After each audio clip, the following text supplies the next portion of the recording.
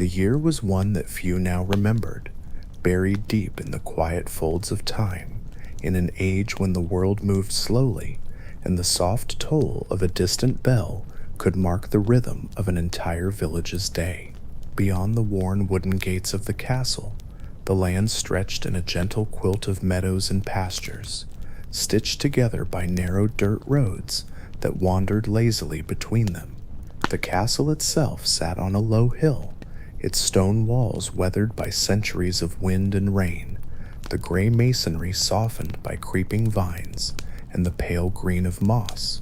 Above those walls, the towers rose not sharply, but with a steady dignity, their flags drooping in the still air of an early spring morning. In the great hall of this castle, the first shafts of sunlight slipped through high, narrow windows, catching in the dust that hung like fine gold in the air. The flagstones beneath them were cool and uneven, worn smooth where countless feet had passed over them. At one end of the hall, the hearth still held the faint glow of last night's embers, a dull red deep beneath the white ash. A servant moved slowly there, coaxing the fire back to life with practiced patience, laying small sticks in a careful lattice, leaning close to breathe gently, so as not to stir too much ash into the air. It was the household of a princess, though here, titles mattered less in the small details of daily life. In these early hours before court duties and formalities, the air in the castle was filled with the faint, homely sounds of preparation, the scrape of a broom's bristles across stone, the creak of wood as a door swung open, the soft, rhythmic thud of dough being kneaded in the kitchen. The princess herself was still in her chambers, a large but plainly furnished room, whose walls were hung with faded tapestries depicting hunting scenes. A tall, narrow window let in the first pale light, falling across the wooden chest at the foot of her bed and onto the rush matting that covered part of the floor. She lay awake, not hurried in her movements, for in the Middle Ages, mornings came without the pressing urgency that would one day define later centuries. Her attendants were already nearby, whispering softly as they set out the garments for the day. Layers of linen, wool, and occasionally silk, though silk was reserved for more formal appearances. In the stillness, the muffled sounds of the courtyard below reached her window. The slow clop of hooves as a groom led a horse to water, the rattle of a wooden bucket on the well's stone lip, the sharp, clear call of a rooster from somewhere near the stables. All these sounds carried easily through the crisp air, for there were no great machines, no constant rumble of wheels on paved roads, only the gentle noises of human and animal life. The princess rose when it pleased her, not at the strike of a clock, but when the room felt warmed enough by the faint sunlight. Her morning began not with a meal, but with water brought in a small brass basin, the surface trembling as it was set on the low table beside her. Water in those days was cold more often than not, and she dipped her hands slowly into it, feeling the chill awaken her senses. A length of linen served as a towel, rough yet clean, smelling faintly of lye from the soap makers of the town below. Once dressed, her garments falling in quiet folds around her, she moved to the window and looked down at the world she would one day be expected to govern in some capacity, though perhaps never directly. The fields were green in the distance, dotted with sheep whose wool was still thick from the winter past. Here and there, thin columns of smoke rose from peasant cottages, straight and pale in the still air. The castle's own gardens, kept within the protection of the walls, were just beginning to stir with signs of spring, shoots of herbs pushing through the dark soil, and the first blossoms showing on the fruit trees. The pace of life within the castle walls mirrored that of the land beyond. There was no haste, for every task took the time it required. Bread had to rise slowly before it could be baked. Laundry could only be done when the weather allowed for drying. The princess's education in languages, music, scripture, and etiquette followed a schedule as regular as the seasons themselves, yet never rushed. Lessons were often interrupted by moments of quiet reflection, as tutors preferred to let a thought settle deeply rather than be hurried along. Her days were filled not with constant events, but with long stretches of calm, punctuated by duties both ceremonial and practical. In the mornings, she might walk through the gardens, accompanied by one or two ladies of the court, speaking in hushed tones about the day's news, which might be something as small as the birth of a calf in the stables or the arrival of a merchant with fine cloth from a distant city. Within the castle's kitchens, the air grew warmer as the day progressed. The smell of baking bread began to mingle with the faint tang of herbs, hung to dry above the hearth. Cooks moved slowly but steadily, their hands sure from years of repetition, turning spits over the fire and stirring great pots whose contents simmered quietly. Occasionally, a kitchen boy would rush through the halls with a jug of milk or a basket of eggs, his bare feet slapping softly against the stone. In this way, time seemed almost to stand still. The princess, moving from one part of the castle to another, could feel how the hours were marked, not by the ringing of bells for classes or meetings, but by subtler changes, the angle of the light on the walls, the shift in scent from cool morning air to the richer smells of midday. The warmth of the sun through the window might signal the time for a light meal, while the lengthening shadows on the floor would remind her of evening prayers. Her world was enclosed, but it was a world full of texture and detail, where even the smallest sound or sight could carry meaning. The sound of the blacksmith's hammer from the far corner of the courtyard was a reassurance that the tools and weapons of the household were kept in good order. The fluttering of pigeons in the dovecote promised fresh meat for the table, should it be needed. The slow turning of the great hourglass in the solar marked the passing of study hours in a way no clock could rival. In the afternoons, she would sometimes sit in the great hall with her needlework, the soft pull of thread through fabric the only sound for long stretches. Sunlight would filter through the narrow windows, falling in tall golden stripes across the floor. Servants passed quietly in and out, carrying trays or sweeping away the remains of earlier meals, their movements unobtrusive, as if the very air of the hall demanded a certain serenity. It was a life of waiting, of preparation, of learning, not the rushing life of later ages, but a life in which each moment had space to breathe. The castle walls might have been thick, but within them, time itself seemed to move in a way that was both slow and unyielding, like the steady growth of the ivy climbing those ancient stones. In the stillness of a cold winter dawn, the air inside the great stone walls of the castle was heavy with the scent of burning tallow and damp wool.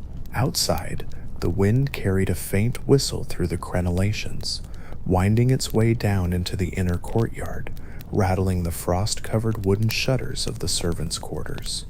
The castle stood like an ancient sentinel upon its hill, its gray stones darkened by centuries of rain, snow, and the touch of countless hands that had passed along its corridors. Inside, in a chamber reserved for the noblest of the realm, a queen labored. The room was warm compared to the biting air beyond its walls, for a great fire roared in the hearth, tended by a young scullery maid whose own fingers were red and raw from the heat. The flames licked upward, sending shadows dancing along the carved beams above, where faint traces of old banners still hung, their colors faded into dusty shades of brown and green. The queen's bed was large, its 4 carved posts draped with heavy linen curtains, drawn partly aside to allow the midwives to move freely. The birth of a princess in the Middle Ages was no small event.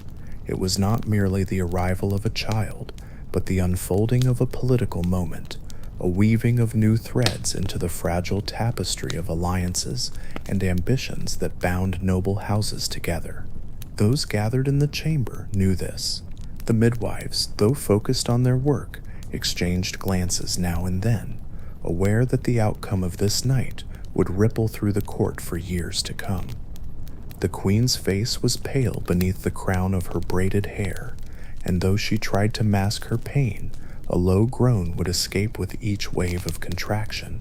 A physician stood nearby, though his role in such matters was less commanding than that of the midwives. His training, after all, came from manuscripts copied long before his own birth, heavy with ancient ideas of humors and balances. He carried a pouch of dried herbs and a small knife with an ivory handle, though it was unlikely either would be called upon unless the birth turned dire. In the corner, a chamberlain kept careful watch on a wax candle, its flame flickering gently. This candle had been blessed earlier in the chapel by the castle's priest, and it was said that if the flame burned steadily through the birth, the child would be healthy and live long. If it sputtered or went out, ill fortune might follow. The labor stretched on for hours, each moment seeming longer than the last. Outside, the first light of morning began to seep into the winter sky, turning the frost on the battlements to a glistening silver. The bells in the chapel tower tolled softly for prime, their muted sound barely reaching the birthing chamber, but enough to remind all present of the rhythm of the hours that ordered their world. When at last the child came into the world, her first cry pierced the chamber, cutting through the quiet murmurs of the attendants. The midwife lifted her gently, swaddled her in fine linen, and turned toward the queen. "A daughter, my lady," she said, her voice both formal and tender. The queen, weary yet radiant with relief, reached out to take her child. The infant's face was red and scrunched, her small fists clenched tightly as though grasping at the very air. She had been born into a life already scripted in many ways, a life of ceremony, expectation, and the careful gaze of a court that would measure her worth in beauty, virtue, and most of all the alliances she could bring. She would not yet know that her cradle lay not in the soft embrace of a private home, but in a fortress where every whispered word might shape her fate. Within the hour, the castle stirred with news of her birth. Messengers were dispatched to neighboring lords, their horses stamping impatiently in the frost-covered courtyard. In the great hall, the steward began preparations for a modest feast. Modest because she was not a son, yet still grand enough to honor the continuation of the royal line. The kitchens filled with the aroma of roasting game and the sharp tang of spiced wine.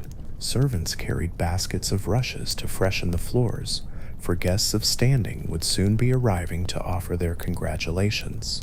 Meanwhile, the child was carried to a smaller chamber, away from the bustle, where she would be washed and anointed. The water drawn from the castle's well had been warmed by the fire and scented faintly with rosemary, believed to guard against illness. The midwife's hands were gentle, her touch practiced from years of tending noble infants.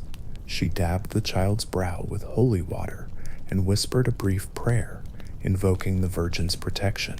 Even in these earliest moments, the life of a princess was one of ritual. Her swaddling was not merely for warmth, it was tight and deliberate, her arms bound close to her sides, for it was believed that straight limbs promised beauty and grace in adulthood. The fabric itself was of fine weave, dyed in the soft hues of her house's colors, though not so richly as to invite envy or ill will. A small charm carved from bone and etched with protective symbols was pinned discreetly inside her wrappings to guard against the evil eye. The days that followed were marked by a quiet vigilance. The queen remained in her chamber for the traditional lying-in period, a time of recovery and seclusion from public life. Her attendants kept the fire constantly fed, for warmth was thought essential to ward off sickness in mother and child. Visitors came in small numbers, close family, trusted ladies of the court, and the chaplain, who would soon perform the baptism. Each brought gifts, some practical and others symbolic: a silver spoon, a length of fine lace, a small illuminated prayer book. The baptism was held in the chapel on the 8th day, in accordance with custom. The chapel's stone walls were cold, yet the air within seemed softened by the glow of many candles. The priest, his voice steady and deliberate, intoned the prayers in Latin, the ancient words falling over the child like a cloak of divine sanction. Her name was spoken aloud for the first time in public, echoing against the vaulted ceiling, a name chosen as much for its lineage and political resonance as for any personal sentiment. The water poured over her brow was icy, but she did not cry. This, the court whispered, was a sign of fortitude. From that moment, she was not merely a child of flesh and blood, but a figure woven into the fabric of the realm. Every movement, every garment, every word spoken in her presence was shaped by the knowledge that she represented her house. Her earliest toys would be carved from wood by craftsmen loyal to her father. Her nurses would be women of proven discretion, whose families had served the court for generations. She would sleep not in solitude, but under the watchful gaze of attendants, for her safety was a matter of state. The castle itself became her first world, a place of echoing corridors, dim stairwells, and sunlit courtyards where banners fluttered in the wind. She would grow accustomed to the mingled scents of rushes, beeswax, and the faint must of old stone. The sound of the chapel bell, tolling at regular hours, would mark the passage of her days long before she could reckon time herself. And all around her, unseen yet ever present, the machinery of medieval politics would turn, shaping the course of her life before she could speak her first word. The morning in the royal castle did not begin with haste or excitement, but with a slow, deliberate unfolding of routine that had been the same for generations. The light crept in timidly through tall, narrow windows, set deep within stone walls, its soft beams filtered by layers of woven linen. The air in the chamber was cool, holding the scent of aged wood, faint beeswax, and the distant aroma of bread baking in the kitchens far below. Princess Eleanor, still young but already accustomed to the careful structure of court life, stirred in her vast bed draped with heavy woolen blankets. She did not rise quickly. In the Middle Ages, mornings were not a matter of leaping into a rush of activity. They were measured, quiet, and steeped in the awareness of the day's obligations.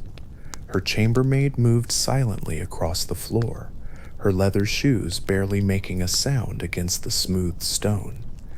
The first task was to draw the curtains around the bed, not for privacy now, but to release the night and invite the day inside. The princess remained seated, her bare feet resting on a small woven rug, while her maid poured warm water from a brass ewer into a shallow basin. There was no hurried splashing or the brisk scents of modern soaps, only the faint herbal fragrance of rosemary steeped in the water, a simple attempt to cleanse and refresh in a time when bathing was rare. Once her face and hands were wiped gently with a damp linen cloth, the process of dressing began. Gowns were not simply slipped on. They were layered, tied, and secured in slow, methodical fashion. First came the chemise, a soft undergarment of undyed linen, light against the skin. Over this, a kirtle of fine wool in muted green was drawn carefully over her head, its lacing adjusted with quiet patience by the maid. The outer gown, reserved for appearances outside her chamber, remained folded on a wooden chest for later. The walls of her room bore no bright paintings or extravagant decorations. Instead, they were draped with simple hangings to block the draught. A small fire smoldered in the hearth, its flames weak but steady, giving more comfort in the form of light than warmth.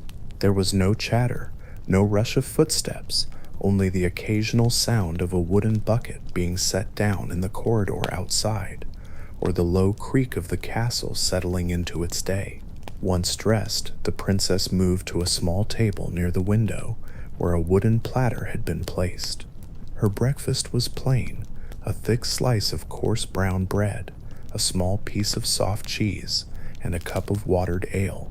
There was no sugar, no spice, only the basic sustenance to begin the day. She ate slowly, chewing without urgency, for there was no expectation of speed. The bread was heavy, the cheese faintly tangy, and the ale cool. Outside the window, the castle courtyard stirred with early movement. A few stable hands led horses to water, their breath forming pale clouds in the morning air. A boy carried a bundle of kindling across the yard, his steps unhurried. The distant clang of a blacksmith's hammer marked the passing of time in an even rhythm. The princess would not be expected to join the busier parts of the household yet. Her role as a royal daughter was defined more by presence than by action. She would later spend part of the morning with her tutor, learning from worn manuscripts, history, scripture, and the manners of diplomacy. But for now, her time was her own, shaped by the slow pace of a world without clocks. She rose from the table and moved to the window seat, where a small cushion had been placed. The glass panes were small and uneven, set in lead, allowing in light but blurring the view beyond. She rested her hands in her lap, her fingers lightly clasped, and simply gazed outward. The air carried the distant sound of crows calling from the outer walls. Somewhere in the courtyard, a dog barked lazily before settling into silence again. In the medieval castle, every sound traveled with clarity, each one distinct against the stillness. The scraping of a broom against the flagstones in the hallway below was as present to her ears as the quiet shifting of her maid arranging garments in the corner.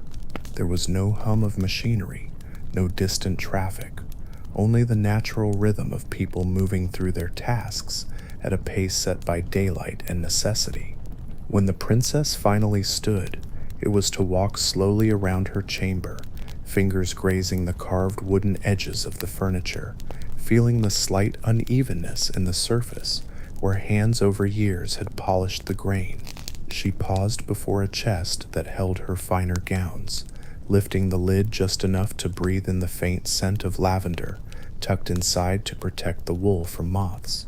There was nothing hurried, nothing pressing. Even the thought of her lessons brought no rush. For in this time, days stretched long, measured not in precise hours, but in the natural arc of light from dawn to dusk. Her existence, from waking to sleep, was carried forward by habit, tradition, and the gentle persistence of duties that had been done in the same way for centuries. In this way, the morning moved on. The sun, still low, cast pale gold across the courtyard stones.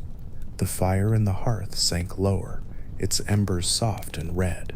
The princess returned to her seat, folded her hands again, and listened to the quiet world around her.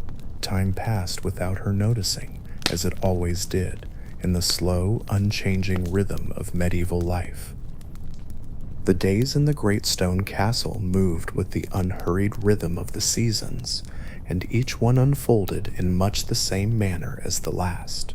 The princess's life, from her earliest years, had been a careful choreography of small deliberate actions, each dictated by the customs of her station, each steeped in the quiet weight of tradition. The morning began long before the light had filled the sky. In the dim half-glow of dawn, a serving maid would draw back the heavy woolen curtains to let in the pale chill of the day.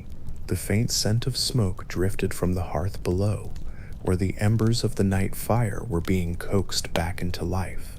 The princess would rise slowly, her breath visible in the cold air, her bare feet touching the woven rush mats placed carefully upon the uneven floor. A carved chest near the wall held her clothing, woolen gowns in muted shades of green, brown, and faded blue, each lined with softer fabric for warmth, and each stitched by hand over many patient hours. Her garments were not chosen hastily. Every layer had a purpose against the cold, against the damp, and most importantly, in accordance with propriety. An undertunic of linen first, then the heavier wool gown, the long sleeves laced at the wrists. Over this, a mantle fastened with a brooch of hammered bronze, its edges trimmed with narrow bands of embroidery. The colors were subdued, for bright dyes were reserved for great feasts and holy days. Breakfast was a modest affair, taken not in solitude, but in the presence of the household. A long trestle table in the great hall was set with trenchers of coarse bread, a small dish of soft cheese, and a wooden bowl filled with warm pottage, barley thickened with a little milk and sweetened with dried berries when the stores allowed. The princess ate slowly, as etiquette required, hands folded neatly between each bite. Conversation was hushed in the early hours, the clink of spoons and the occasional cough echoing in the cavernous room. After the meal, the day's obligations began. Lessons took place in a chamber near the solar, where light from narrow windows fell in long, pale bands across the floor. A tutor, robed in dark wool, instructed her in reading from a Latin psalter. The script was delicate and cramped, the letters painted in black ink with red initials at the start of each passage. Though the words themselves belonged to the sacred texts, the act of reading was, in the eyes of the time, a privilege and a rarity for a woman. She practiced each syllable carefully, her voice low, her eyes tracing the ornate strokes of each letter. When the lessons were concluded, she would turn to the arts considered fitting for a lady of noble birth. Embroidery was chief among these. Sitting near the light of a small window, she worked at a frame stretched with linen, her fingers guiding the needle in slow, measured movements. Each stitch was an act of patience, delicate flowers for the hem of a gown, a hunting scene for a wall hanging, a border of vines to frame an image of a saint. Hours passed in near silence, broken only by the soft scrape of the needle through the cloth and the faint crackle of the fire in the brazier. From time to time, the castle stirred with more activity, messengers arriving from distant manors, merchants bringing news of the market, or the sound of hooves in the courtyard as riders departed for the next town. These moments were observed, but rarely entered into. The princess was expected to remain within the ordered boundaries of her domestic sphere, her movements guided not by whim, but by duty. The afternoon meal was the largest of the day. In the great hall, the high table was laid with roasted meat, venison, or in leaner months, salted pork, accompanied by stewed vegetables and coarse rye bread. On feast days, spiced wine or honeyed mead might appear in modest measure, but more often it was small beer or watered ale that filled the wooden cups. The meal was followed by brief moments of conversation, then the dispersal of the household to their varied tasks.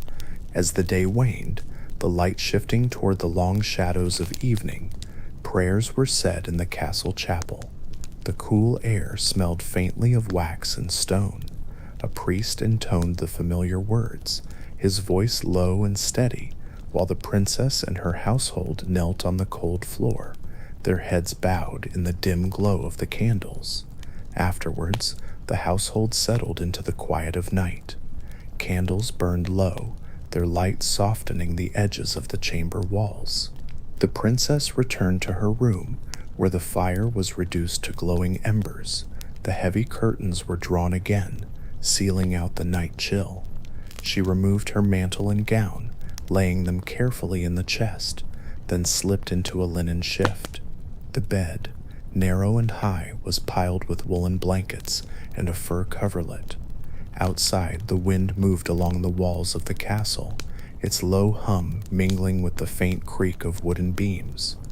Within, all was still, the castle sleeping in the slow, deliberate silence of another day, past much as the one before, and much as the one after would be.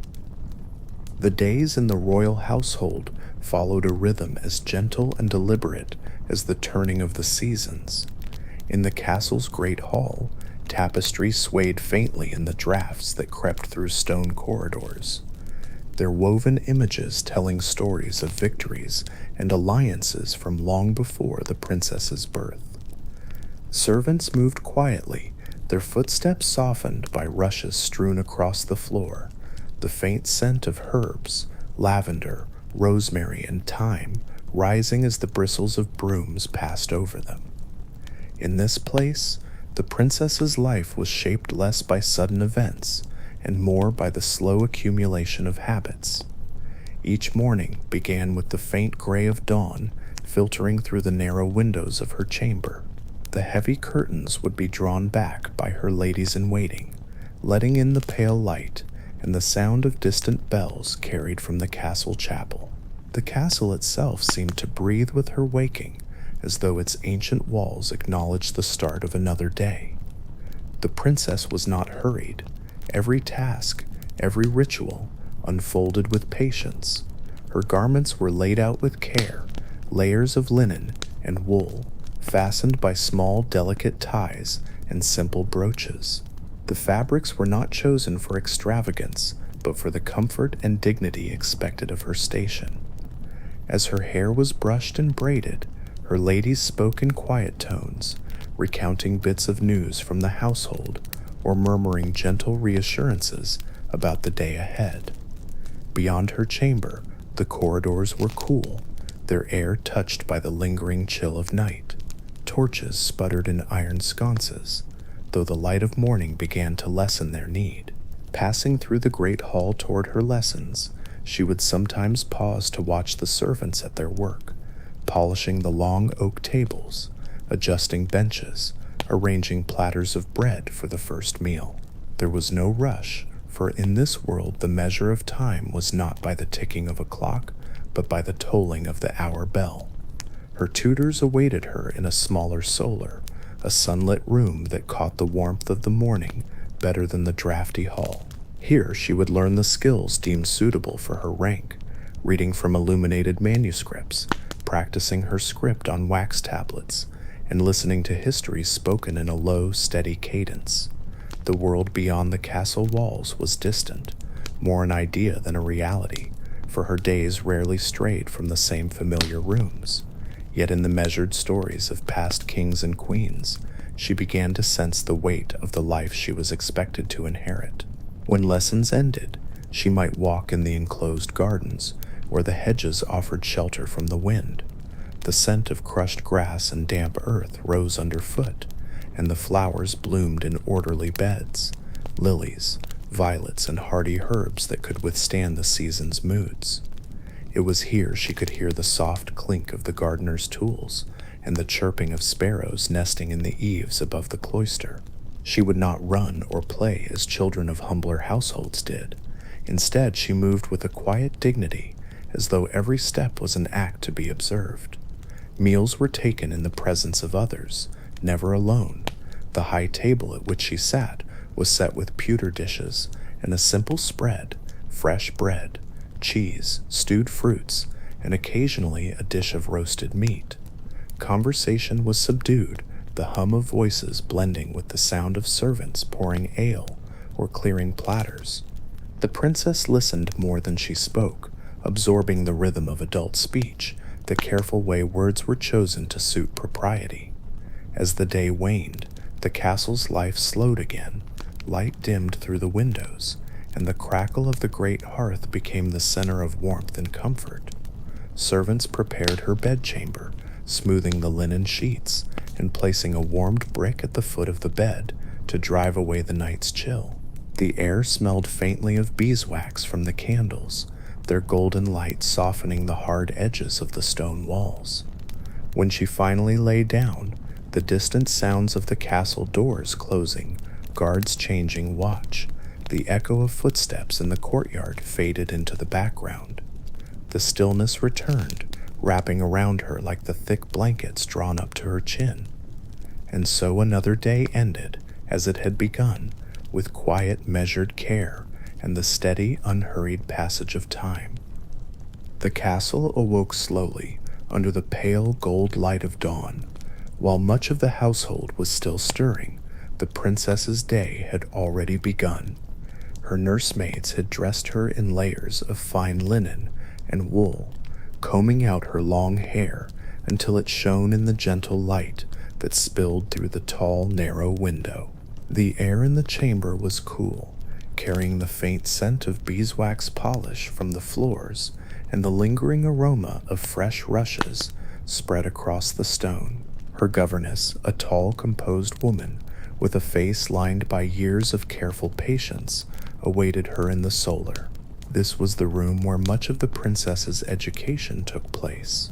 Its walls hung with embroidered scenes, its tables stacked with wax tablets, parchment, and jars of ink. The light here was better than in the great hall, streaming in through multiple windows, and the air was warmer thanks to the large hearth in the corner. Today, the princess's lessons began, as they always did, with reading and scripture. The governess would sit at one end of the table, carefully opening a large manuscript bound in leather, its pages edged with delicate patterns of gold leaf. The words were written in a neat, angular hand, Latin, of course, the language of the church and scholarship. The princess listened as her governess read aloud in a measured, deliberate tone, the syllables rolling like soft stones in a stream. She then repeated each phrase, careful not to stumble. This early part of the day was quiet, except for the occasional rustle of parchment or the scratching of a quill. The princess's small hand guided the pen as she copied lines of text onto her wax tablet, the stylus cutting fine grooves into its surface. It was a skill both tedious and essential, for writing was not just a matter of words, but of discipline and grace. After the reading came arithmetic. This was not the lively, number-filled education of merchants and traders, but the more formal and abstract study deemed proper for someone of noble birth. They counted in Latin, working with small counters carved from bone, moving them along a wooden board marked with columns. The princess learned the values not merely for trade, but for understanding land holdings, dowries, and the precise divisions of inheritance, matters of great importance to her future role. Once the formal lessons were complete, the governess shifted to music instruction. A small harp rested on a carved wooden stand by the fire. Its strings shimmered faintly in the light as the princess's fingers plucked out slow, deliberate notes.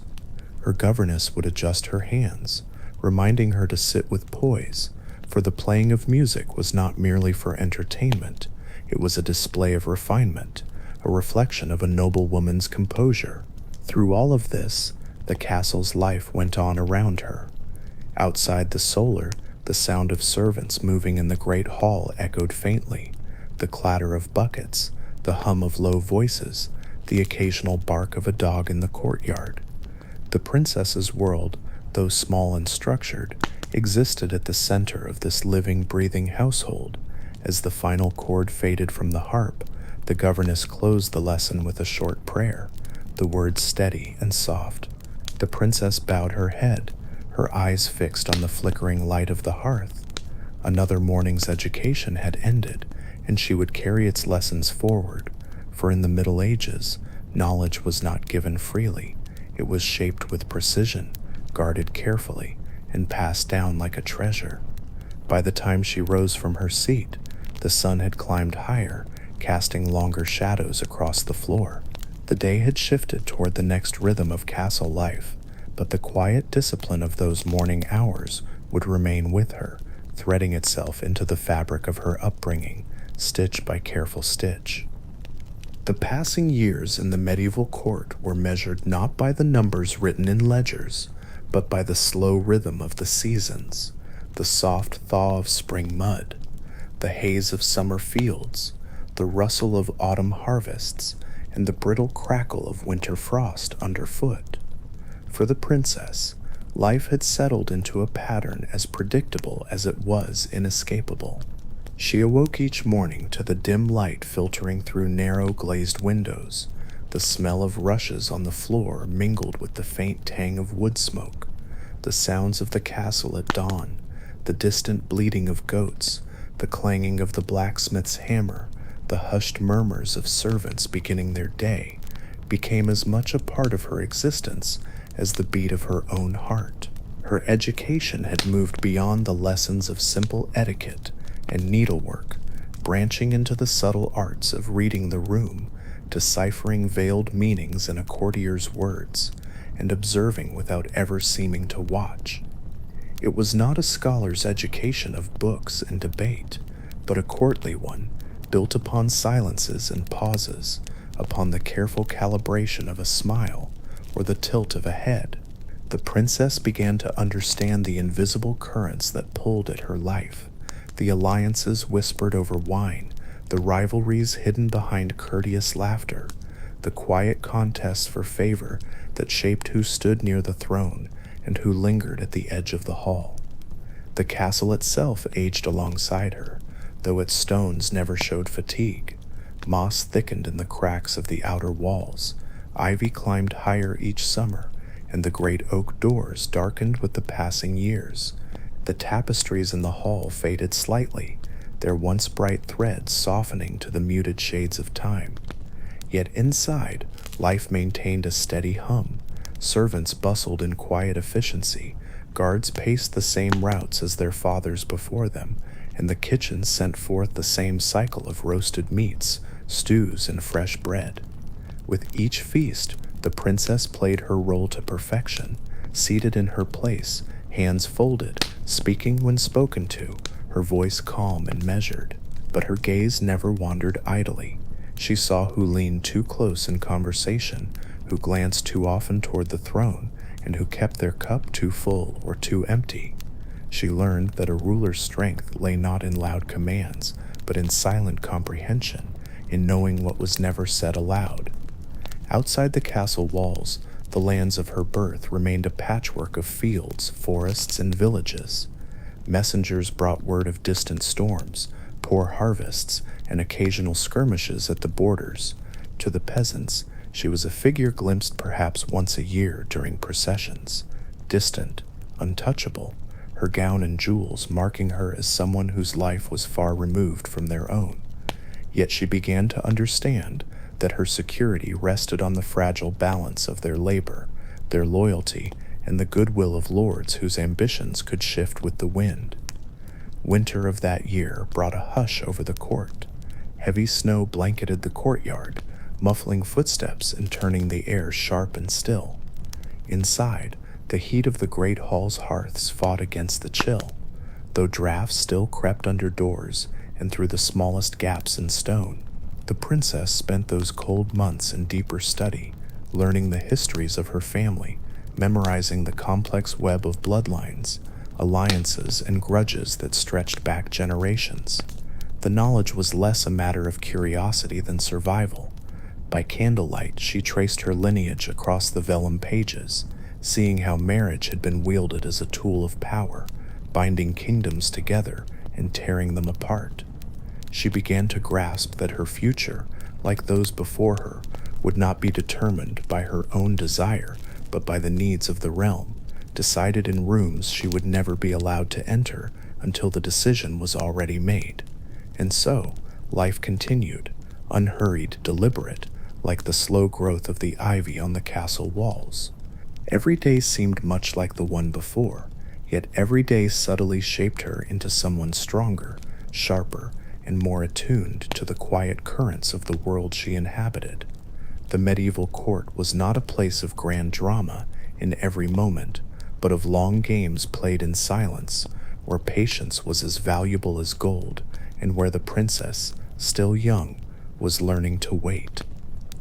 The year rolled gently onward, and the life of the young princess continued to unfold within the vast, protective walls of the castle. The mornings in this season were mist-laden, with a soft gray veil settling over the courtyards and gardens, blurring the shapes of towers until they looked like pale phantoms in the distance. The first sound to break the stillness was often the creak of wooden shutters being swung open by servants, letting in the faint light of the early day. The princess awoke each morning to the gentle sound of fabrics rustling as her attendants prepared her chambers. Her bed was large, canopied, and layered with woolen blankets for warmth, though the early chill of the stone floors still found its way through the heavy rugs. Servants moved quietly, aware of their place and mindful of their duties. The air carried the faint scent of beeswax polish and the sharper tang of smoke drifting from the great hall's hearth, already lit to drive away the damp. Her morning routine was deliberate and unhurried. First came the washing, with a basin of lukewarm water carried in by a maid, and a piece of soft linen to dab away the night's sleep. Next came the clothing garments, chosen not simply for comfort, but for the message they conveyed. A long undergown of fine linen, a kirtle in a muted but costly dye, and then an outer gown lined with fur at the cuffs and hem. Dressing was an art. Every layer symbolized both status and propriety. Her hair was combed until it shone, then carefully braided and coiled under a modest veil, for a princess's appearance was part of the realm's dignity. After her dressing, the princess was escorted to the solar, where the morning's quiet hours were reserved for reading and instruction. An elderly tutor, sharp-eyed despite his years, guided her through the Psalms and the works of ancient philosophers. His voice was steady, never hurried, and the lessons meandered with the same slow rhythm as the turning of the pages. Between passages, there were moments of silence in which the crackle of the fire or the soft caw of a crow in the courtyard could be heard. Meals in the morning were light but carefully presented. A trencher of fresh bread, a small piece of cheese, perhaps a poached egg, or some dried figs from the previous year's stores. She ate at a high table, though rarely alone. Her mother, the queen, often joined her, and sometimes her younger brothers would appear, fidgeting under the watchful gaze of the governess. The afternoons were devoted to matters of refinement. The princess might sit at a wooden embroidery frame, her needle moving in slow, precise motions, creating patterns of flowers and vines that would one day adorn altar cloths or serve as a gift to an important guest. Sometimes she would walk in the castle gardens, accompanied by ladies-in-waiting who kept careful pace with her, speaking in hushed tones. The gardens were quiet in this season, rows of herbs still green, the roses long faded, their thorny stems twisting in the cool air. On certain days, she was summoned to the great hall to witness audiences with visiting nobles. Here she learned to observe without speaking out of turn. She watched her father, the king, seated on the dais, listening to petitions with grave patience. Each noble bowed deeply, each plea was weighed with careful words, and the princess from her place slightly behind the queen absorbed the unspoken rules of power and diplomacy. As dusk approached, the castle took on a different mood. Torches were lit in the corridors, and the sound of distant footsteps echoed against the stone. The smell of roasting meats and stewing vegetables filled the air, signaling the evening meal. The princess dined under candlelight, the flickering flames casting gentle shadows on the faces around her. After supper, there might be music from the court musicians, soft lute strings, a gentle harp, a song in the old tongue. She listened quietly, her hands folded in her lap, her gaze fixed on the slow dance of the firelight. Night came with ceremony. Servants laid warming pans between the sheets of her bed before she entered, ensuring the chill was driven away. The room was dark, save for a single candle by her bedside, its small flame swaying with each draft from the high, narrow window. As she lay beneath the heavy blankets, the world outside the castle walls faded into silence. The faint call of an owl and the muffled footsteps of the watchman were the last sounds she heard before drifting into sleep, her life measured, ritual-bound, and steeped in the traditions of her station, continuing its slow, steady rhythm, unbroken by haste. The castle's great hall glowed with the flicker of hundreds of candles, their flames trembling in the draught that swept through the towering stone arches. Long tables of dark oak stretched nearly the entire length of the room, groaning under the weight of food that seemed to have no end. Trays of roasted game birds, their golden skins crisp to perfection, sat beside platters of freshwater fish, heads and tails still intact, eyes staring glassily at the vaulted ceiling. Heaps of bread, round loaves, twisted braids, and thick slabs of rye spilled from wicker baskets lined with rough linen cloth. The air was a dense tapestry of scents, the sweetness of honey-glazed roots, the sharp tang of goat cheese, and the spiced warmth of mulled wine. At the far end of the hall, the princess sat beside the king and queen, her gown heavy with brocade and embroidery, the weight of the fabric pressing against her shoulders like a polite but insistent hand. She smiled with practiced serenity, though she had already been sitting there for hours, her spine straight despite the stiffness beginning to creep into her lower back. This banquet, she knew, was not merely a feast. It was an unspoken performance, one where every bite, every glance, every delicate lift of the goblet was measured and observed. The courses arrived one after another, like the steady march of a never-ending army. Servants in livery moved with silent precision, replacing empty platters with new ones, their faces expressionless as they navigated between benches and elbows. A roasted boar's head was carried in on a polished silver dish, an apple clenched in its jaws. Steaming bowls of thick pottage followed, the surface shimmering with melted fat. The hall rang with laughter, with the clink of cups and the rhythmic pounding of knives against wooden trenchers. The minstrels played from a raised dais, their melodies weaving a constant backdrop to the conversations that rippled across the hall. At one table, two knights leaned close, their voices low, discussing rumors of border unrest. At another, a cluster of merchants debated the cost of wool, their hands moving in small gestures as though measuring invisible cloth.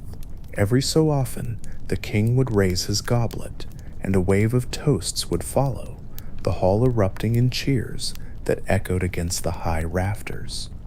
The princess lifted a spoon to her lips, tasting a stew of venison, barley, and winter herbs. It was rich and warming, yet the flavors seemed to blur together after so many dishes. She knew she could not eat too much. Her stomach already felt tight beneath the rigid stays of her bodice, but neither could she refuse, for leaving food untouched was a subtle insult to the kitchen and the hosts.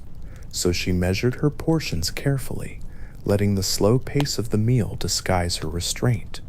Beyond the candlelight, shadows pressed in against the stone walls, and the tapestries swayed ever so slightly in the draught. Outside, winter's breath rattled against the leaded windows, but here inside, the warmth was thick enough to make the air almost heavy. A boy no older than 12 moved quietly between the guests, refilling goblets from a jug of spiced wine, his thin arms trembling slightly under its weight. The banquet stretched on.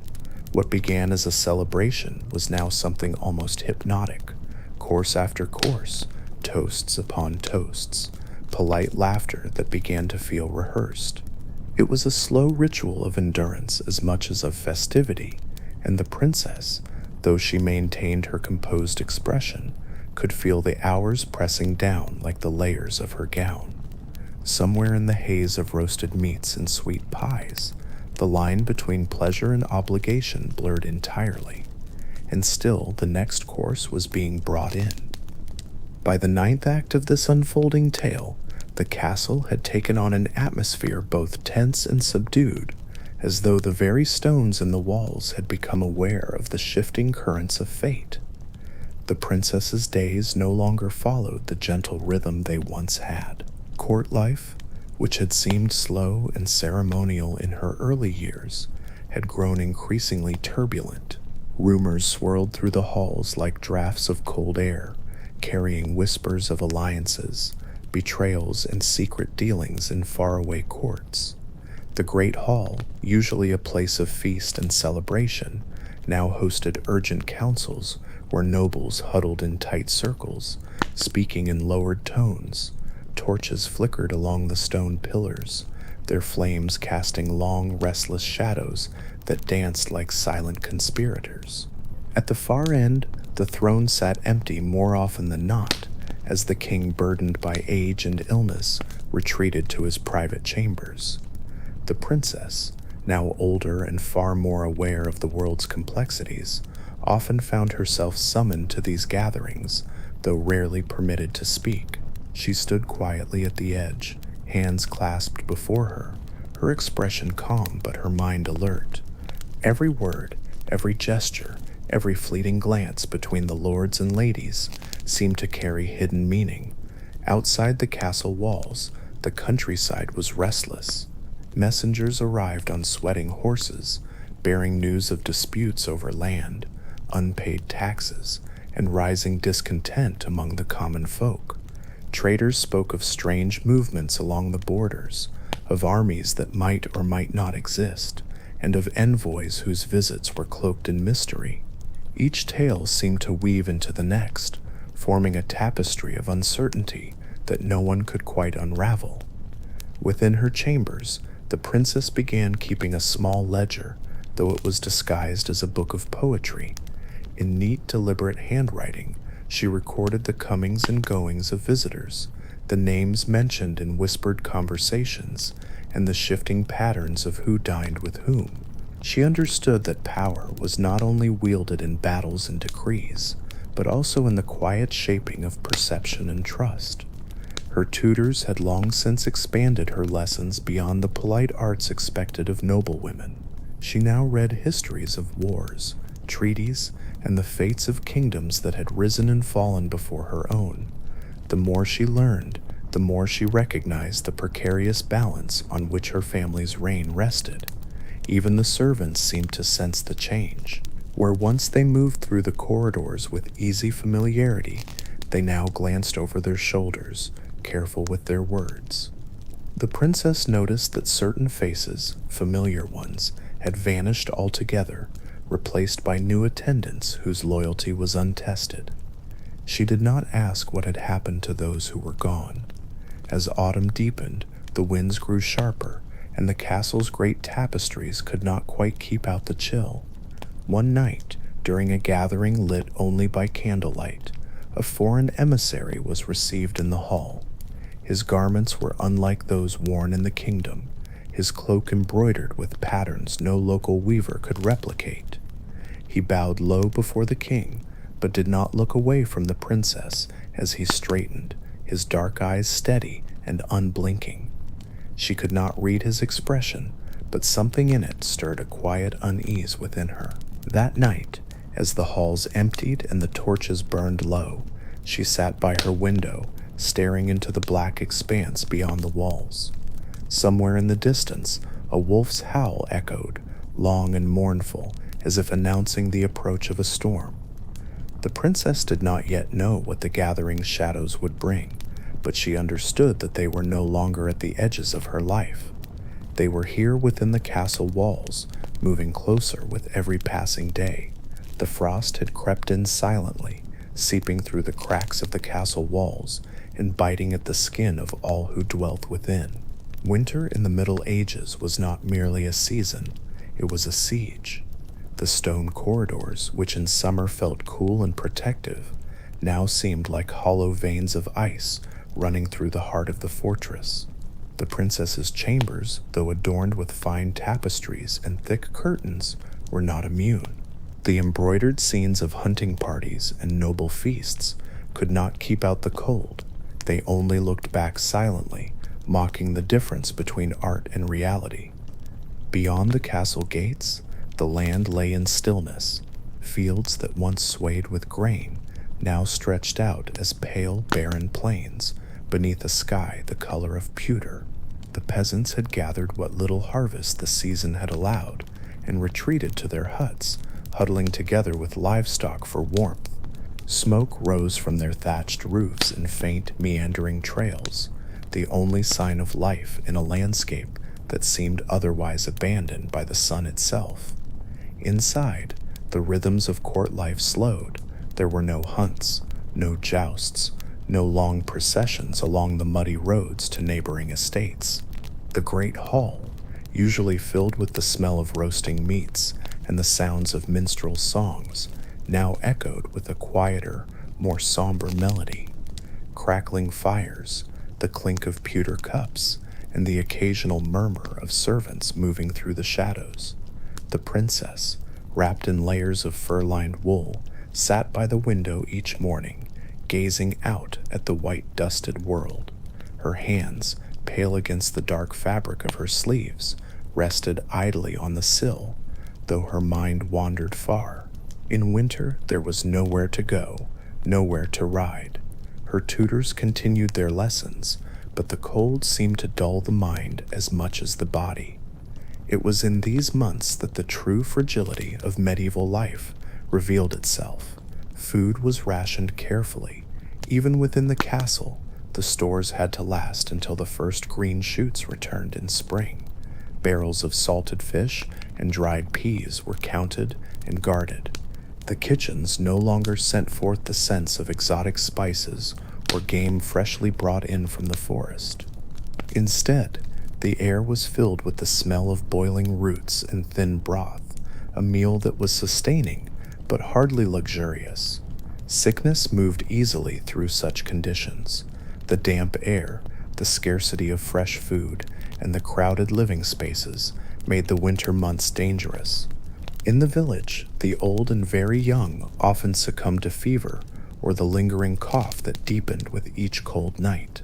Even in the castle, physicians were summoned more often, bearing bundles of dried herbs and small pouches of crushed powders, muttering prayers under their breath as if trying to coax health back into fragile bodies. For the princess, the isolation of winter brought an acute sense of time. The days seemed to stretch endlessly, the gray light shifting slowly until night fell again. Without the diversions of warmer months, every creak in the rafters, every drip of melted snow, and every gust of wind against the shutters became a companion. She would sit in the flickering firelight, listening to her ladies-in-waiting speak in low tones about rumors from the village, about births, about deaths, about a wolf sighted on the edge of the forest. Occasionally her father, the king, would summon her to the council chamber, where maps were unfurled and decisions were made about land disputes, taxes, and the placement of guards. But even these affairs seemed muted. Winter did not allow for bold campaigns or lavish diplomacy. It was a season of endurance, of waiting, yet in the stillness there was a certain beauty. The moonlit snow outside her window glistened like scattered pearls, and the air, though cold, carried a clarity that summer's warmth could never match. On rare days when the sun broke through, the light spilled across the frost, turning the landscape into a mirror of silver and white. It was during one of these brief moments that the princess felt, perhaps, a quiet kinship with the land, both dormant, both waiting for the thaw, both storing their strength for the return of life. And so the winter passed, not in grand events or dramatic turns, but in the slow and steady rhythm of survival. The frost lingered, the fires burned low, and the princess learned, as all in her time did, that in the Middle Ages, winter was not something to be conquered, it was something to be endured. The days in the castle unfolded like a long, unbroken ribbon of routine, each moment carefully arranged to mold the princess into the image of nobility that the kingdom demanded. From the moment the sun cast its pale light over the stone walls, her time was not her own. A princess's life was never idle, not even in childhood, and the young girl found herself pulled through an unending stream of lessons, each as important in its own way as the last. In the vast solar, the air was cool, carrying the faint scent of parchment and beeswax. Here a tall-backed chair awaited her every morning, placed before a polished oak desk where a governess already sat, quill in hand, ready to begin. First came reading, slow and deliberate, with the princess's soft voice echoing through the hall as she recited passages from worn manuscripts. The language was old, the words thick with the weight of history, and she was expected to speak them with both precision and grace. Writing followed, and with it the challenge of ink that stained easily, and quills that seemed to have minds of their own. The governess corrected every crooked letter, every uneven curve of a script, reminding her that neat handwriting was a reflection of discipline, and discipline was the crown upon a noble's head. Even the way she held her quill was subject to scrutiny. Her posture was checked, her elbows adjusted, her chin lifted. When the lessons of letters concluded, the princess was guided to another chamber where arithmetic was taught. Here numbers danced in columns across the parchment, and she was expected to keep pace with their rigid order. Sums were more than mere calculations. They were a language of trade and governance, the silent backbone of a kingdom's wealth. She learned how to tally grains for storage, how to calculate the yield from a field, and how to keep records that could be read without ambiguity. Yet, lessons were not confined to ink and paper. The princess was also shaped by the silent, exacting art of etiquette. Hours were spent practicing her curtsy in the mirrored hall, her skirts rustling softly as she bent at the perfect angle. The placement of her hands, the turn of her head, the timing of her words, all were rehearsed until they became second nature. Her afternoons brought music. A lute rested in the crook of her arm as her tutor plucked its strings, guiding her fingers to follow. Sometimes it was a harp, its golden frame gleaming in the afternoon light. Sometimes a small flute, which required more breath and control than she first imagined. Every note, every chord was meant to charm and entertain, tools of diplomacy in a world where a pleasant performance could open doors more easily than words. Alongside music came dancing, a skill that turned her lessons into movement. In the great hall, with its banners swaying gently overhead, she stepped carefully under the watchful eye of her instructor. The dances were slow and deliberate, requiring her to move in time with others, to turn gracefully without stepping on the trailing hem of her gown. Each step was rehearsed for the day she would dance before visiting lords and ladies, her every motion silently speaking of refinement. But the most taxing lessons were those that required stillness, needlework, embroidery, and weaving. Bent over a frame, she worked threads of gold and silk into intricate patterns, her eyes straining to see the tiny stitches. These were not mere pastimes, they were emblems of patience and skill, signs that a princess could create beauty with her own hands. Through it all, the young princess did not protest. She listened, she learned, and she endured. The castle was both her classroom and her cage, and every stone of it seemed to remind her that her life belonged not only to herself, but to the kingdom. The lessons never ended, for there was always more to master, more to perfect. And so, as the candles burned low each evening, she would sit quietly, the events of the day settling into her mind. Tomorrow, the ribbon of routine would unwind again. Letters, numbers, music, dance, and the endless pursuit of grace. It was the life of a princess, shaped in patience and bound by duty.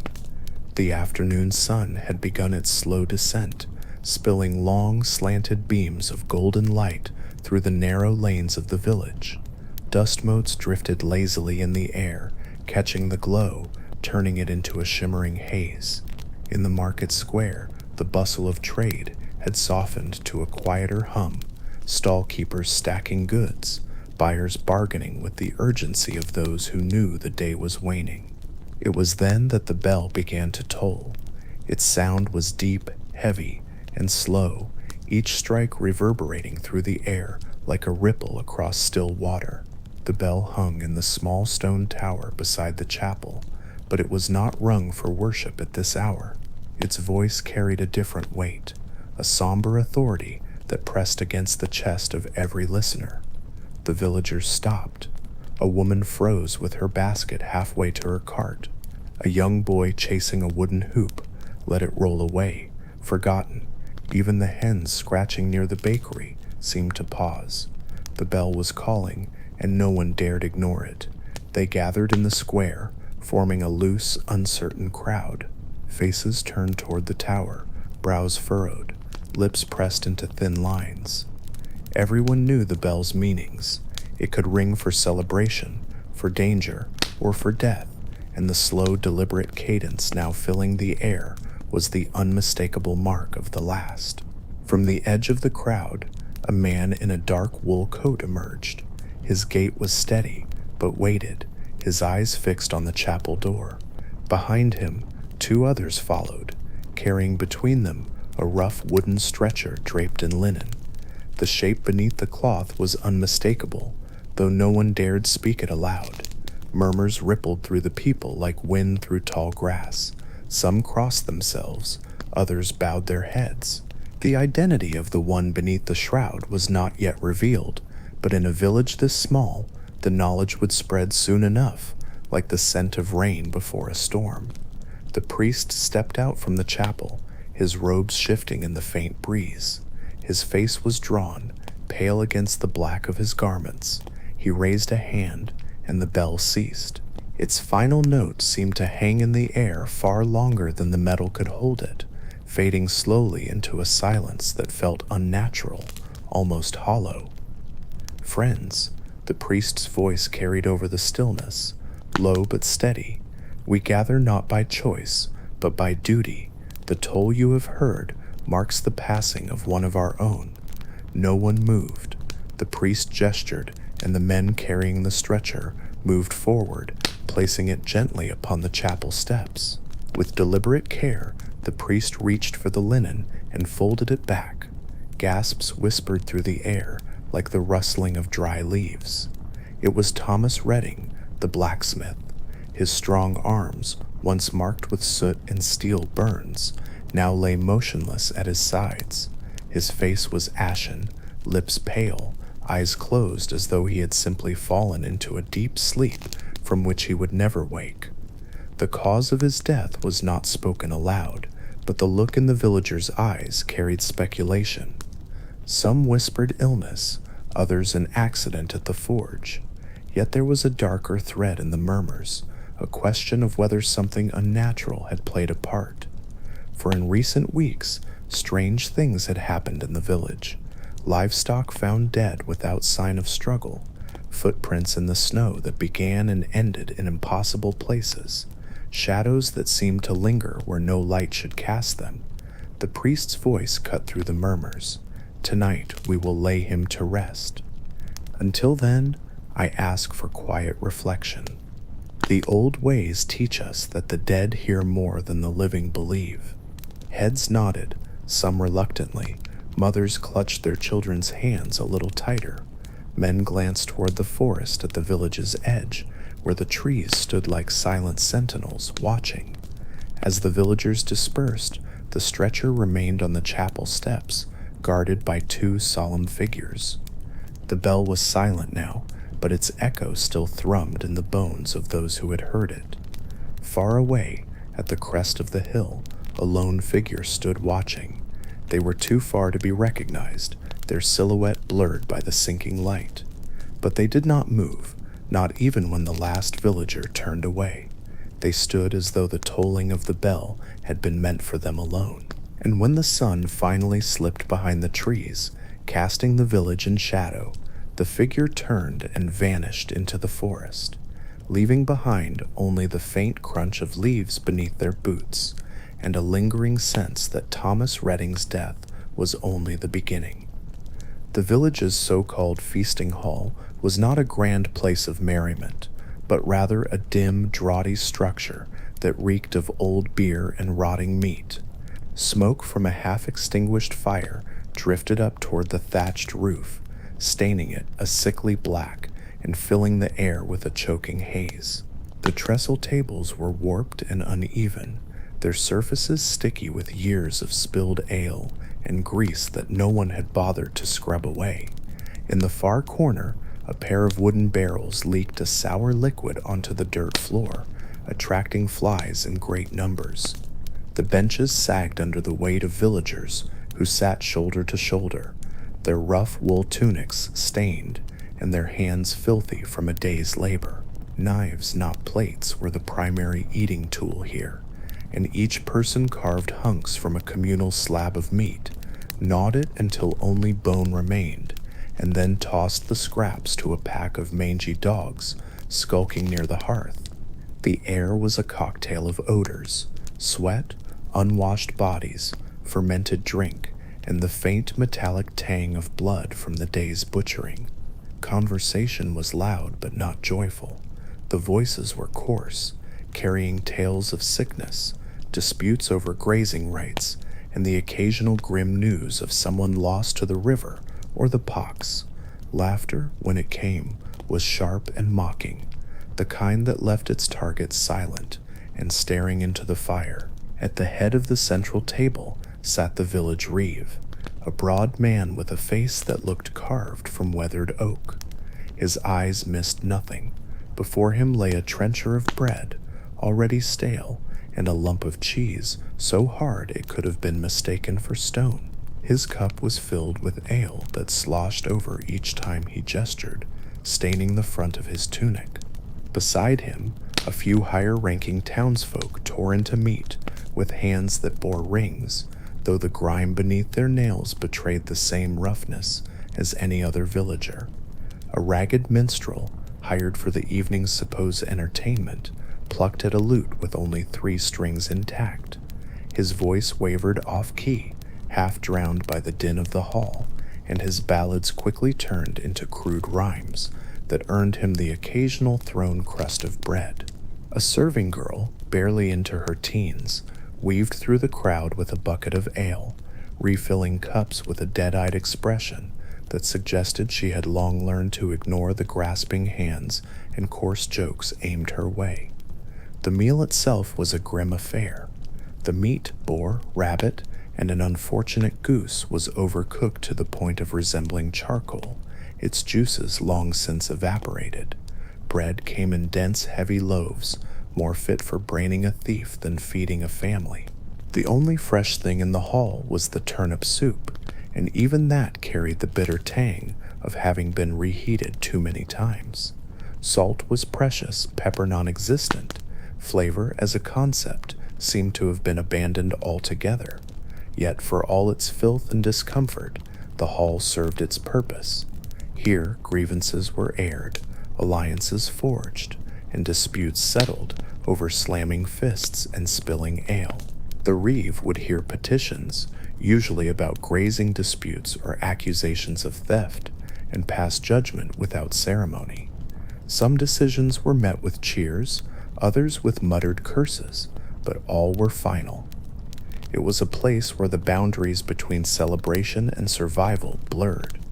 The villagers came not because the food was good or the company pleasant, but because in a life dominated by toil and cold, the feasting hall offered a rare chance to gather under one roof, to share in the collective misery, and perhaps just for a moment pretend it was joy. Would you like me to go straight into Act 14 now, so the flow stays unbroken? The square of the medieval town was tense, packed shoulder to shoulder with peasants, merchants, and the occasional guard, whose armor gleamed faintly in the dim winter sunlight. The air carried the smell of damp wool, burning pitch, and freshly churned mud. At the center, upon a raised wooden platform, the accused stood, an outsider, his clothes odd enough to stir whispers from every corner. He had been caught the previous evening, dragged from a stable where he had taken shelter without permission. The farmer claimed theft of oats, though it was little more than a few handfuls to fill a hungry stomach. Still, in this place, in this era, hunger was not an excuse, it was a mark of guilt. The trial was no courtroom drama of measured words and legal debates. Here, the trial consisted of a priest, a bailiff, and the grizzled town magistrate sitting behind a heavy oak table, its surface scarred by decades of judgments. The accused was forced to kneel on the cold, damp boards, his hands bound in rough rope that bit into his skin. The magistrate's voice was slow, deliberate, and heavy with a sense of finality. He asked no questions meant to uncover truth, only questions meant to confirm what the crowd already believed. "You came from the forest," the magistrate said, his eyes narrowing. "You bear no seal of the king. You wear no mark of this town. Do you deny being a wanderer? The outsider's voice trembled as he answered, but the people didn't listen to his words. They only heard the unfamiliar cadence of his speech, the strange way he formed certain sounds. To them, that was proof enough. He was not one of them, and that meant he could be dangerous. The priest, tall and severe in his dark robes, stepped forward. In his hand was a wooden cross, in his other a tattered book of scripture. He spoke of order, of the dangers of allowing strange men to roam free, of the divine duty to protect the flock. His sermon wasn't aimed at the accused, it was meant for the townsfolk, weaving fear into their hearts, binding them together against the one on his knees. The bailiff, whose bulk seemed almost carved from stone, read the charges in a booming voice: trespass, theft of sustenance, failure to declare allegiance, possession of unlawful garments. The last charge drew a murmur from the crowd. His trousers and coat, stitched with patterns no tailor here recognized, were taken as a sign of witchcraft or foreign treachery. The crowd's mood shifted from curiosity to hostility. Whispers turned to mutters, mutters to curses. Some called for him to be driven from the town by whip. Others, more bloodthirsty, demanded the gallows. The accused tried to explain, speaking of hunger, of having nowhere to go, of meaning no harm, but each word was swallowed by the noise. His voice was a lone candle against a rising storm, its flame sputtering with each gust of fear and suspicion. When the magistrate finally spoke again, the noise fell away like a wave pulling back from the shore. "The law is clear," he said. "A stranger without cause or master is no subject of this realm. Such a man may not claim the protection of our peace." His tone was not cruel, just unyielding, like the cold stone of the church walls. A verdict was declared: banishment. At dawn, he would be escorted beyond the gates, given neither coin nor bread. The priest insisted this was mercy, for the harsher option would have been the noose. The crowd seemed satisfied. Justice, in their eyes, had been served. But as the sun dipped low and the shadows grew long across the square, the outsider knew this mercy was its own kind of death sentence. Beyond the safety of the walls, the forest was deep, the winter was cruel, and the world held no place for a man who belonged nowhere. He was led away under guard, the crowd's voices fading behind him like the last echoes of a closing door. In the silence that followed, the sound of his own heartbeat seemed louder than the chains on his wrists. The village had grown eerily quiet in the past few days. Chickens no longer clucked in the yards, children no longer played in the muddy lanes, and the market square, usually filled with the smell of bread and the sound of bargaining, was now an empty echo chamber. A sickness had begun to sweep through the region, moving from hamlet to hamlet like a shadow no one could escape. People whispered of fevers that burned through the night, of blackened swellings that appeared beneath the arms and along the groin, and of death arriving faster than prayers could be finished. It was on the third morning of this uneasy silence that a figure appeared at the end of the main road. The villagers saw him long before he reached the heart of the settlement, and they gathered in doorways and behind shutters to watch. His shape was strange, tall and stiff, swathed in a long, waxed leather coat that reached to his boots. In one hand, he carried a polished wooden cane, tapping it lightly against the cobblestones with every step. Most unsettling of all was the mask, its pale, smooth face stretched into a long, curved beak with round glass eyes that caught the pale sunlight. The plague doctor had arrived. He moved slowly through the street, not out of frailty, but with deliberate caution, as though each step was a ritual. His presence stirred conflicting emotions: fear, for he was the herald of disease, and hope, for perhaps he brought remedies. A few villagers crossed themselves. Others turned away, muttering prayers into their sleeves. When he finally reached the square, he paused. His head turned, the beak sweeping left and right, and the faint smell of herbs drifted from within: thyme, rosemary, and perhaps a hint of camphor. This was the scent of his own protection, stuffed into the mask's hollow snout, in the belief it would purify the air before it reached his lungs. From the doorway of the tavern, the village reeve stepped forward, hat in hand. His voice wavered as he spoke. "Good sir, we did not expect, that is, we had not yet sent for." The plague doctor's cane tapped the stones once, silencing the reeve's fumbling. His voice, when it came, was muffled but steady. "The sickness is already here. I can smell it." He set down a small leather satchel at his feet and began to unpack his tools. Glass vials of thick green tincture, bundles of dried herbs bound with twine, a small curved knife polished to a gleam, and a collection of folded papers covered in precise inked notes, lists of symptoms, instructions for poultices, diagrams of the human body, with dark ink stains marking where the disease supposedly took root. The villagers inched closer, drawn by curiosity despite their fear. The doctor pointed with his cane toward the nearest cottage. "There is someone inside," he said, "sick since last night." No one asked how he knew. Inside, the air was thick with the smell of sweat and decay. A young woman lay on a straw mattress, her cheeks flushed crimson, her breath shallow. The doctor knelt beside her, his gloved hands inspecting the swelling beneath her arm. He muttered something, perhaps a prayer, perhaps a diagnosis, and opened one of his vials. He placed the liquid to her lips, instructing her to swallow. The family watched, their eyes wide and desperate, as he worked in silence.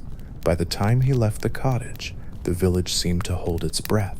No one dared ask if she would live. They knew better than to expect guarantees.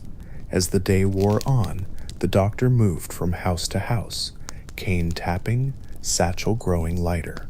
He bled some patients, applied poultices to others, and in more than one case, quietly marked a door with chalk. Those marks, small, crude X's, would tell him, and anyone else who knew their meaning, that it was too late for the soul inside. That night, the villagers watched from behind closed shutters as the plague doctor made a small fire in the square. Into it, he tossed handfuls of dried herbs, sending a bitter, pungent smoke curling through the streets. They hoped it might drive away the sickness. In truth, no one knew if it did anything at all, but the villagers needed to believe, and the doctor allowed them that comfort. The next morning, he was gone, vanished before the first rooster's crow. Only the faint scent of herbs lingered in the air, and the chalk marks on certain doors. Life in the village resumed in uneasy silence. Some would recover, some would not, and somewhere on another road, another village waited for the tap of his cane. The beaked mask would come again. It always did.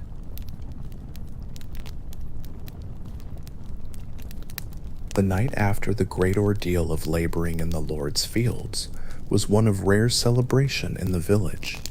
A feast had been declared, not by the people themselves, for such decisions were not theirs to make, but by the steward, who had received word that the Lord's Son would visit the following week. It was not generosity that spurred the occasion, but politics. A village that looked festive and well-fed would flatter the young noble's eyes. Yet, despite the ulterior motives, the villagers grasped at the event like a drowning man clutching driftwood. After all, an evening with music, roasted meats, and ale was not something they saw often. Preparations began at dawn. Women gathered in the square, plucking chickens and gutting fish. Smoke rose from the outdoor hearths, carrying the tang of salted pork. Children were sent to the woods to collect kindling, their bare feet slapping the damp earth. The traveler, the strange outsider who had wandered into the village weeks earlier, observed the bustle with a wary eye. He had already learned that nothing in this place was given without a price. Here a meal might cost not coin, but a favor owed, or a day's labor repaid tenfold. Still, the scent of roasting lamb gnawed at his resolve. His stomach, ever louder than his principles, urged him closer to the fire pits. An elder woman, her back hunched but her hands quick, caught his eye. "You'll earn your portion same as the rest," she said without malice, passing him a bucket brimming with unwashed carrots. The implication was clear. Work and you eat. Decline and you go hungry. With a resigned sigh, he knelt in the dirt, scrubbing the vegetables in cold water until his fingers numbed. By mid-afternoon, the air had shifted. The smoke was thicker now, the aromas richer: rosemary, garlic, honey glaze.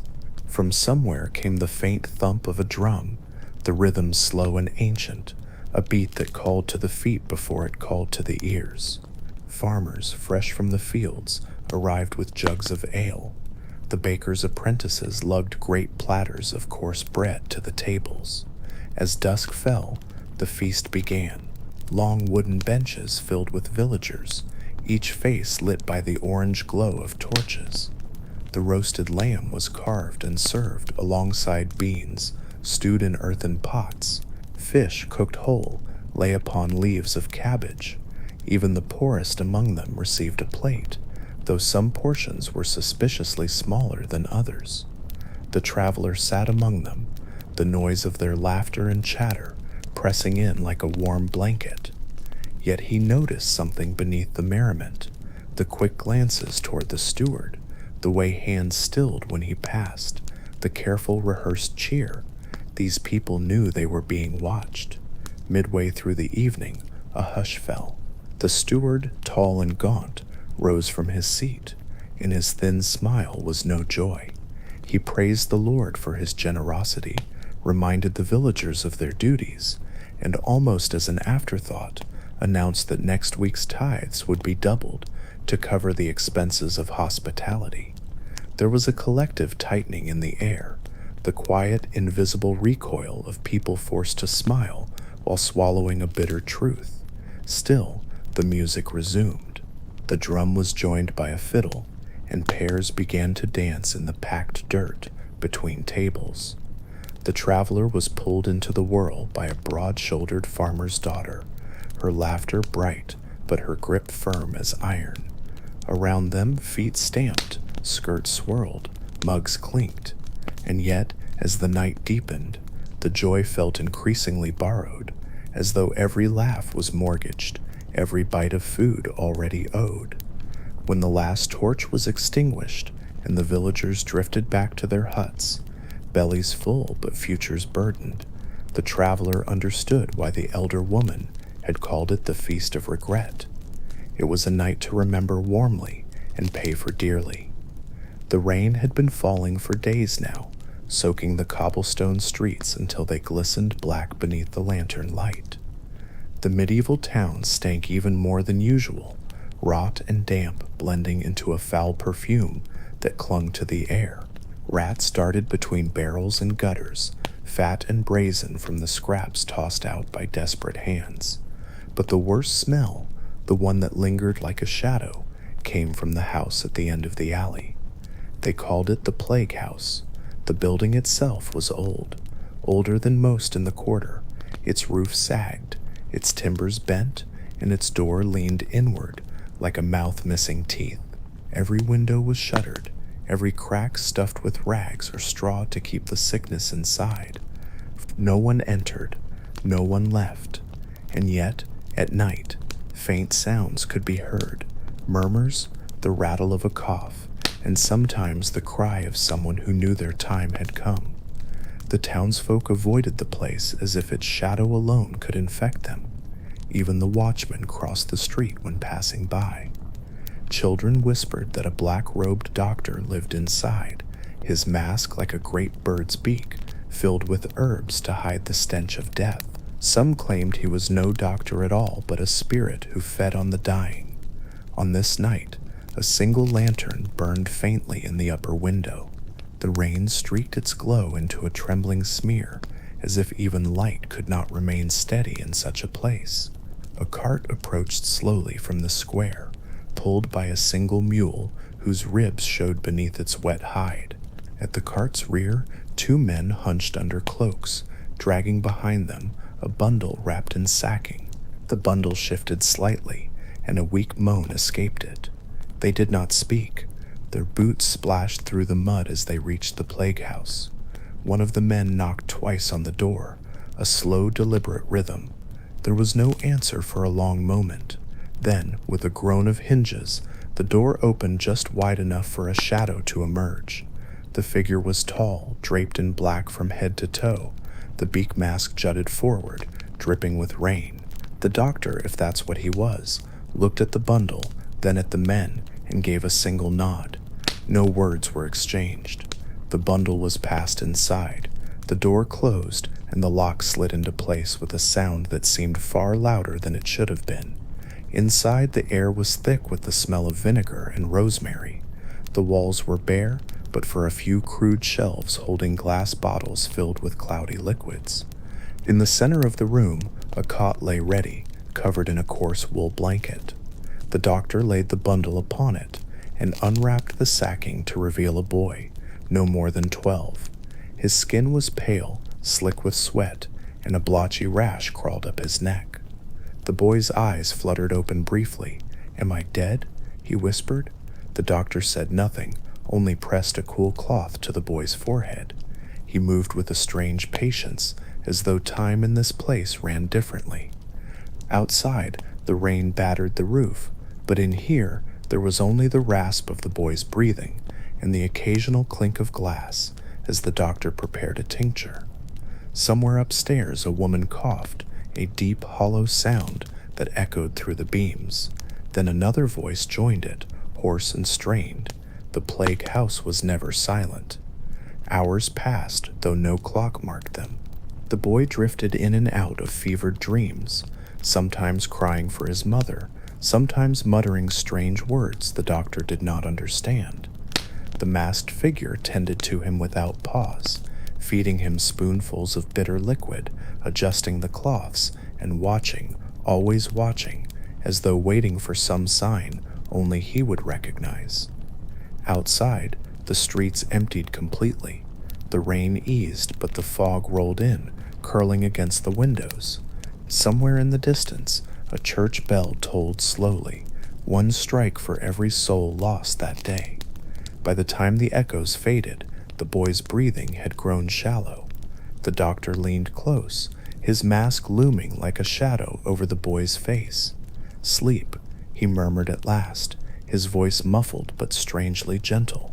"Sleep, and you will not feel the end." The boy's lips moved faintly, but no sound came. His eyes closed. The lantern in the upper window flickered once, then went out. In the morning, the mule cart would return. Another bundle would leave the plague house, and the door would close once more, and the townsfolk would cross the street, pretending not to see, because in medieval times, some places were better left alone. By midweek, the village air always hung thick with the sharp tang of lye soap and damp wool. It was wash day, and that meant every able-bodied woman, and even a few grumbling men, gathered by the communal washing troughs to scrub away the week's grime from their meager stock of clothes. The troughs were crude things, long wooden basins fed by a thin trickle of water diverted from the stream. The boards were stained gray from years of soaking cloth and scoured smooth by countless knuckles, rubbed raw in the endless ritual of scrubbing. Today, however, wash day was not proceeding according to plan. It began innocently enough. Matilda, the stout baker's wife with arms like kneaded dough, was pounding a shirt against the side of the trough, muttering under her breath about her husband's uncanny ability to spill grease exactly where it would never come out. Beside her, thin and sharp-nosed Greta was wringing a sheet so aggressively that it threatened to tear in half. The rest of the villagers were equally busy, beating, wringing, dunking, and muttering. Then came the noise, a low, rumbling creak, followed by a sharp crack and a spray of cold water that hit Greta square in the back. She shrieked, leapt forward, and knocked her knee against the trough. Everyone froze. The water, which had been a gentle flow moments before, was now gushing like a burst wineskin. It poured from a jagged hole in the side of the basin, flooding the packed dirt beneath their feet. Panic erupted. "Plug it, plug it," Matilda bellowed, grabbing for anything within reach. Aprons, shawls, a rather startled chicken, and stuffing them against the breach. The water did not care for their efforts. It gushed out merrily, soaking hems, baskets of laundry, and the toes of anyone too slow to retreat. Children, sensing both chaos and opportunity, began splashing in the growing puddle. Dogs barked madly, thrilled at the sudden appearance of a communal mud pit. The chicken, having escaped Matilda's grasp, flapped furiously across the scene, shedding feathers and adding to the mayhem. It was old Bertram, the village carpenter, who finally arrived to assess the damage. He stood over the ruined trough, scratching his chin. "Ain't fixin' this in a hurry," he said, as though announcing the weather. "Wood's rotted clean through, needs replacin'." The wails from the washerwomen were near operatic. Without the trough, the next wash day would be a nightmare. Clothes would have to be scrubbed individually in the frigid stream where fish nibbled at your ankles, and the current carried off anything not tied down. Worse still, everyone's half-clean laundry was now lying in a heap of muddy water, undoing hours of work. Some swore it was a sign of ill fortune, others muttered darkly about curses, and a few pointed out that the trough had been leaking for years. Whatever the cause, the day ended with villagers hauling soggy linens back home, trailing water down the cobblestones. The smell of wet wool clung to the air long after the sun set, and so, in a village already accustomed to hardship, wash day became yet another lesson in the fragility of daily life. Even the simplest tasks could turn into calamity when wood rotted, nails rusted, and the world seemed to have a sense of humor at their expense. Night draped its heavy cloak over the medieval town, settling over crooked rooftops and narrow lanes like a quiet conspiracy. The torches along the main gate sputtered against the wind, their flames bending low, sending jagged shadows stretching like bony fingers over the cobblestone road. The villagers had long since retreated indoors, shutters drawn tight and doors barred, but the gatehouse was not empty. 2 guards stood watch, silhouettes cut sharp against the dim torchlight. One leaned lazily against the wooden gate beam, his helmet tilted back, trying to stay awake. The other shifted nervously from foot to foot, his eyes scanning the dark fields beyond the walls. A fine mist had begun to rise from the damp earth, curling around the base of the stone wall like ghostly tendrils. From far off, beyond the reach of torchlight, something moved, slowly, deliberately. It wasn't the restless sway of wind-blown branches, nor the darting skitter of a fox. No, this movement carried weight, purpose, and the kind of patience that made men instinctively reach for their swords. The nervous guard swallowed, his voice breaking the silence. "Did you hear that?" His companion gave a low grunt. Fox, probably, or a drunk late to the gate, but he didn't sound convinced. The sound came again, faint, yet unnervingly rhythmic. Footsteps. Not the hurried tread of a traveler running to beat the curfew, but the slow, deliberate pace of someone who knew exactly where they were going. Then, as if the mist itself parted in obedience, a figure emerged into the weak ring of torchlight, cloaked in deep, layered fabric that swallowed the glow of fire. The strangers seemed to carry the night on their shoulders. No face was visible beneath the hood, only a glint of something metallic at their side, catching the light for the briefest moment before disappearing again. "Gates closed for the night," the lazier guard called out, his voice a little too loud. "Come back in the morning." The figure didn't stop. "I said," the guard began again, but his words faltered when the hood tilted upward, just enough for him to see pale lips curve into a faint, unreadable smile. The nervous guard's hand found the hilt of his sword. "State your business." Finally the stranger spoke, a voice smooth but low, carrying just enough force to make the hairs on the guard's necks rise. "I have come for the one who should never have been here." The two guards exchanged a glance, unease rooting itself deep. This was no drunk, no fox, and certainly no harmless traveler. Somewhere behind the heavy wooden gate, in the safety of the sleeping town, someone's fate had just been sealed. The mist thickened, swallowing the road. The torches flickered again, and in that brief flutter of darkness, the stranger was gone. Only the slow echo of their footsteps remained, fading into the night. The first light of dawn broke over the horizon, casting long shadows across the cobblestone streets I had come to know all too well. The air carried the sharp bite of morning frost, clinging to my breath as I stepped out from the old wooden door of the inn. Behind me, the sleepy village stirred in slow, uneven rhythms, the muffled thud of someone chopping wood, the creak of a cart's wheels in the distance, the faint cry of a rooster announcing the new day. I knew this would be my last morning here, yet everything felt heavier, slower, as though the very air resisted letting me go. My boots pressed into the frost-coated stones, leaving faint imprints that would fade long before the sun climbed high. My pack rested against my shoulders, weighed down not only with the meager possessions I'd collected, but with the invisible cargo of all that had happened here. A year? 2 years?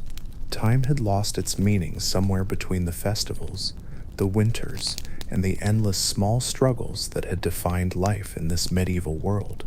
As I crossed the square, I passed the baker's shop.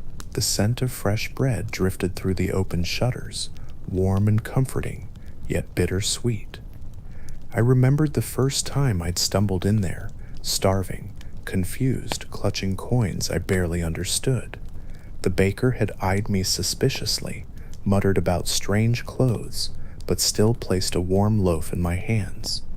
Now, as I glanced inside, he looked up and nodded, as though I'd become part of the scenery. He didn't know I was leaving. The road ahead wound toward the hills, where the fog hung thick and silver, curling around the bare branches like whispered secrets. My steps slowed at the edge of the square, my eyes scanning the crooked rooftops one last time, the thatched inn, the leaning clock tower that never told the right time, the blacksmith's forge still sleeping in silence. Each place carried a memory, a lesson, a scar. I thought of the market days, when the air brimmed with shouts, laughter, and the smell of roasting meat. I thought of the rain-soaked nights, huddled beneath a leaky roof, listening to wind howl through the cracks. I thought of the faces, some kind, some cruel, all etched into my mind like carvings in old oak.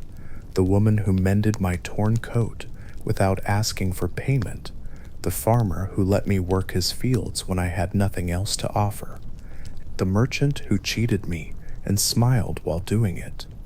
Leaving wasn't just about distance, it was about peeling away from a life that had, in its own strange way, become mine. I had hated this place at first, the cold, the hunger, the relentless grinding pace of survival. But somewhere along the way, my resentment had turned into a stubborn sort of belonging. The path out of the village was a narrow dirt road, flanked by skeletal trees and the occasional fence leaning under the weight of years. My breath came in slow, clouded bursts as I walked, each step echoing in the hollow quiet. My mind wandered through the events that had brought me here, the strange twist of fate, the long days of toil, the moments of danger and absurdity. All of it had shaped me into something I wasn't before. The hills loomed closer, the fog swallowing the road until it seemed I was walking into nothingness. And maybe I was. I didn't know what lay ahead, if I'd find a way back home, or if home even existed anymore in the way I remembered it. But I knew I couldn't stay. Behind me, the village grew smaller, its shapes blurring into the morning mist. I didn't look back again. Some goodbyes are too large to fit into a single glance. I kept walking, the road stretching on before me, silent except for the faint crunch of frost under my boots. Somewhere beyond those hills, my next chapter waited. Whether it was in my own time or another, whether it was filled with comfort or struggle, I was ready to face it. And so, with the village swallowed by the fog and the horizon slowly opening before me, I stepped into the unknown, carrying nothing but the weight of all I'd endured and the quiet, stubborn hope that I might someday find my way home.